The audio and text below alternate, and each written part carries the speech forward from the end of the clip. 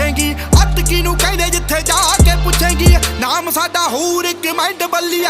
ਨਾਮ ਸਾਡਾ ਹੂਰ ਇੱਕ ਮਾਈਂਡ ਹੋ ਜਿਵੇਂ ਜਿਵੇਂ ਤੁਰਾ ਲੋਕ ਫੋਲੋ ਕਰਦੇ ਗੱਭਰੂ ਨੂੰ ਕਹਿੰਦੇ ਆ ਟ੍ਰੈਂਡ ਬੱਲੀਏ ਜਿਵੇਂ ਜਿਵੇਂ ਤੁਰਾ ਲੋਕ ਫੋਲੋ ਕਰਦੇ ਗੱਭਰੂ ਨੂੰ ਕਹਿੰਦੇ ਆ ਟ੍ਰੈਂਡ ਬੱਲੀਏ